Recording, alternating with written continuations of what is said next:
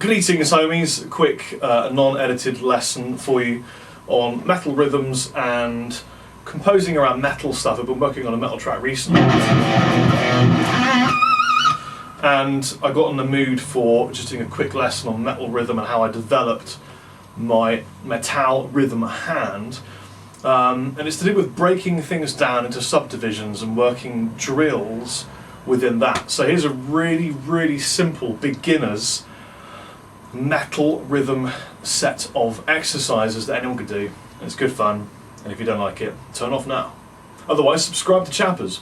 So the first thing is, you're essentially playing drums with your guitar. That's the way I kind of think about it in my old Chappers mind. So, for example, if you're playing 4, you can do, and you got 1, 2, 3, 4, 1, 2, 3, 4. Maybe you're playing 6. It's a good idea to be aware of what you're playing and be able to change at any given point. So maybe you're playing 5. And what I did was, when I started off, I counted to 10, playing just simple chugs. But I'm using, for you gearheads, I'm using a JVN 205 combo down here, and this is a Chapman Guitars ML1 owned by me. So here's 1, and here's 2, and then here's 3, and then here's 4. This might sound really obvious, yeah? Here's 5, here's 6, here's 7, here's 8, here's 9, here's 10. And you can down pick those if you're in a James Hetfield mood, or you can alternate pick them. And what I do is I chop and change them. So I might go 3, 6, and I'll divide it with the rest so that I've got something to sort of step them apart, just to begin with as a drill.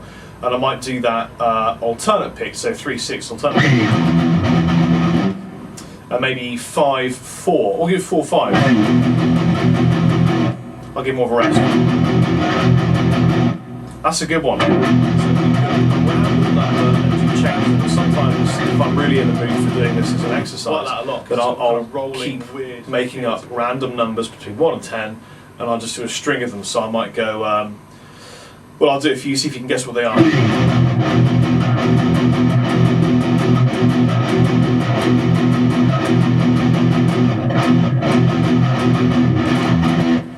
And I'll keep going that way, and it's great fun. You kind of run out of ideas for numbers, and it keeps you thinking, keeps you on your toes, keeps your rhythm hand chopping away, and it keeps you aware of what you're putting out in a rhythmical sense, and it stops you from just doing 4 all the time. 4. Metal is so much more about rhythm than anything, really, to me.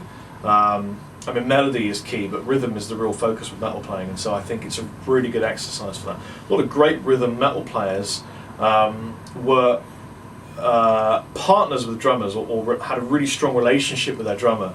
I'm talking about Dimebag, I'm talking about James Hetfield, not so much Dave, although Dave is a fantastic rhythm player, but these guys had strong relationships with their drummers, and they used to drill with the drummers, exercises where they try and beat each other in you know, snare tapping and downstrokes and that. So there's your first lesson on metal rhythm playing. In terms of technique, what I'm doing is I'm holding the pick loosely, not hard. I've got to hold it loose. I angle the pick down so that when I go over the string, you get a kind of shit kind of sound. Someone's going to comment, shit. First person to do that wins my respect. So I'm angling the pick down so it slides over the string easier. If you have it at a right angle to the guitar string, you'll find it fights the string. So down angle.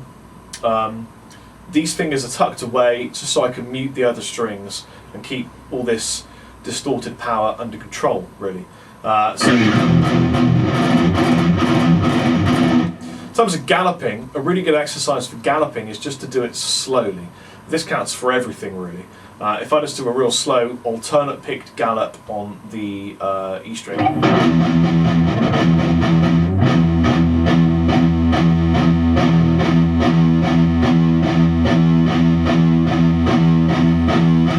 I'm picking that Sarod we should talk about Sarod briefly.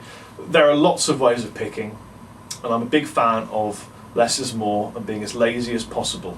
And with that respect, I often will economy pick. So on a 3-note pattern, I'll go down, up, down, and then if I'm changing string, I'll pick straight to the next string. So down, up, down, down. That's the first method of picking I use. The next one is Sarod, and Sarod is a method of picking where rather than just using the wrist, which is what I tend to do for sort of well, that kind of stuff, I'll be using the wrist, is I use the thumb and the first finger as well to make that movement even more fine-tuned and smaller. So Sarod picking is fingers and the finger and thumb. Wrist picking is the regular. Look at that, it looks like something rude, doesn't it? Don't pick from the elbow. That's a big joint, and you've got a lot of weight continually smacking into that joint. It's not very healthy for you. Don't pick from the shoulder. That would be almost like a robot dance, and therefore wrong. So try just doing a gallop using finger and thumb.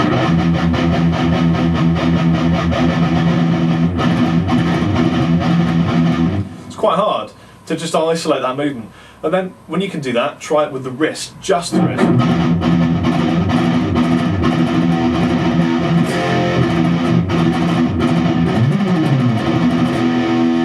Then try and combine the two, and you'll find that the Sarod is useful as a combination with the wrist for getting over certain areas of rhythm playing when you want to jump over a string and strum up. For example, if I'm doing a dyad, 2-note chord like this,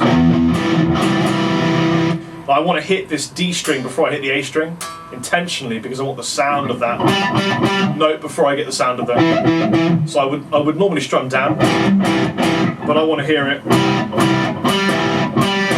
So I go.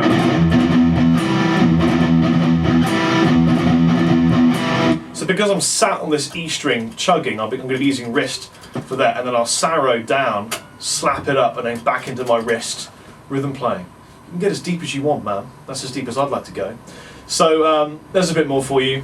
That's the end of this particular lesson. There'll be another one right after it to do with composition, very basic, simple composition in metal.